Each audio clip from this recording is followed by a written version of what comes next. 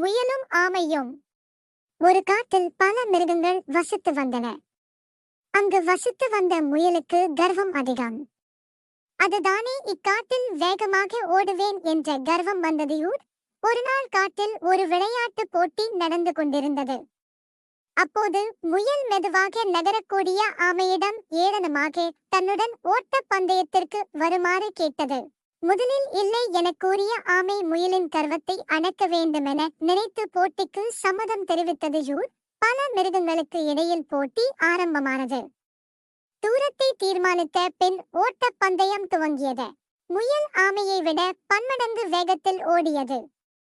ஆமையோ மனம் தளராமல் தன்னுடைய பயணத்தை தொடர்ந்து கொண்டிருந்தது.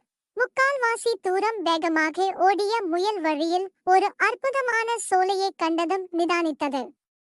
சிறிது நேரம் ஓய்வெடுத்து பின்பு ஓடலாம் என நினைத்து ஒரு மரத்தின் கீழ் உறங்கியது. வெகு நேரம் கழித்து நம்பிக்கையின்றி அந்த வழியே வந்து கொண்டிருந்த ஆமை முயல் தூங்கும் காட்சியைக் கண்டு மனதுக்குள் மகிழ்ந்தது. ஆமையோ மெதுவாக முயல் தூங்கிய தூரத்தை கடந்து முடிவு கோட்டை நெருங்கியது. அந்த நேரம் தூக்கம் கலைந்த முயல் ஆமை எல்லையை நெருங்கியதை கண்டு ஓட்டம் பிடித்தது. எனினும் ஆமை வெற்றி இலக்கை அடைந்தது. ஆமையை கண்டு முயல் வெட்கி தலை குனிந்தது.